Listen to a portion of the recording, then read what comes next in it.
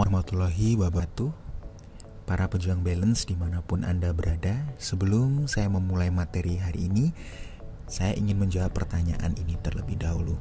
Apa yang menjadi salah satu jurusan terfavorit di perguruan tinggi saat ini?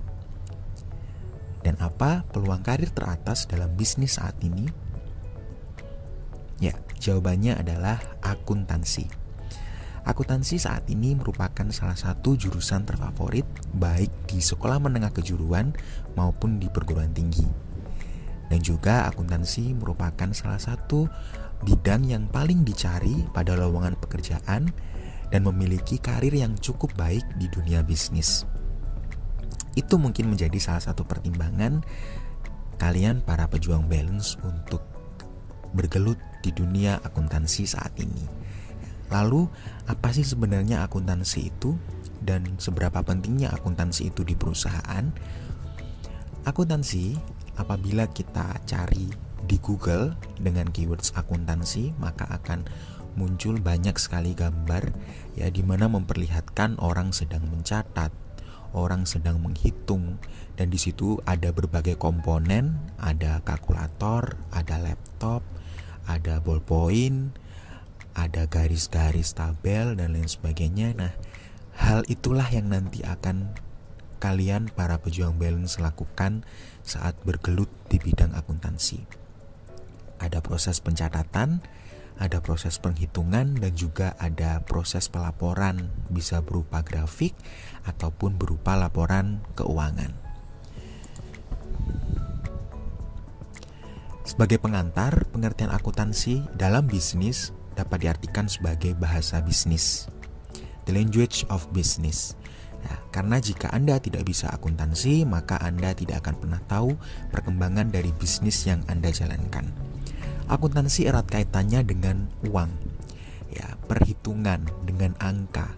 Nah, untuk bisa menerjemahkan atau menginterpretasikan angka tersebut, kita membutuhkan yang namanya akuntansi. Makanya akuntansi ini disebut bahasa bisnis, sebagai alat komunikasi dalam dunia bisnis yang bisa menginterpretasikan, menerjemahkan uang keuangan perusahaan itu sehingga bisa digunakan dalam pengambilan keputusan. Sedangkan menurut para ahli, di berbagai literatur akan muncul kebanyakan dua ini ya. Yang pertama terkait dari pengertian American Institute of Certified Public Accountants atau AICPA, dan yang kedua pengertian dari American Accounting Association atau AAA ya. Menurut AICPA, akuntansi adalah sebuah seni pencatatan, penggolongan, peringkasan yang tepat dan dinyatakan dalam satuan mata uang. Transaksi-transaksi dan kejadian yang setidaknya bersifat finansial dan penafsiran hasil-hasilnya. Jadi menurut AICPA ini akuntansi adalah seni ya. Sedangkan menurut American Accounting Association, akuntansi adalah proses pengidentifikasian, pengukuran dan pelaporan informasi ekonomi untuk memungkinkan adanya penilaian dan pengambilan keputusan yang jelas dan tegas bagi pihak yang menggunakan informasi tersebut. Jadi dari berbagai literatur kebanyakan yang keluar adalah ini, dua pengertian dari AICPA dan juga dari AAA, American Accounting Association.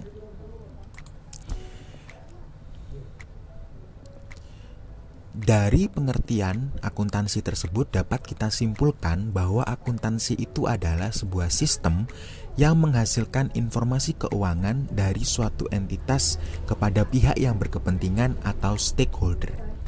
Saya ulangi lagi, sistem yang menghasilkan informasi keuangan dari suatu entitas kepada pihak yang berkepentingan atau stakeholder.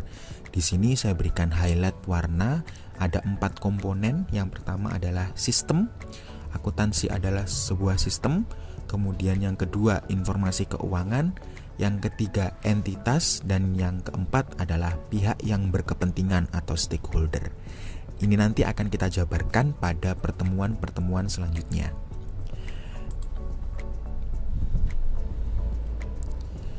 Nah, kita juga perlu tahu di sini bagaimana awal mula akuntansi itu ada. Ya, jadi sejarah akuntansi itu seperti apa? Akuntansi sudah ada sebenarnya sejak zaman dulu bangsa-bangsa kuno Mesopotamia, kemudian Romawi kuno, bangsa-bangsa Arab itu sebenarnya sudah melakukan akuntansi secara tidak langsung ya, karena sudah dikenal yang namanya jual beli, perdagangan, barter. Nah, di situ tentunya ada proses yang namanya akuntansi, mencatat, kemudian ada proses menghitung dan juga ada pelaporan di situ. Nah, baru pada abad pertengahan di Eropa, tepatnya pada tahun 1494, seorang biarawan sekaligus matematikawan dari Italia bernama Luca Pacioli membuat sebuah buku dengan judul Summa de Arithmetica Geometria Proportioni et Proportionalita, di mana buku tersebut sebenarnya adalah buku matematika. Terdapat 10 bab, di mana bab ke-9 dengan judul Particularis de Computis et Scriptoris yang terdiri dari 150 halaman membahas tentang akuntansi ya.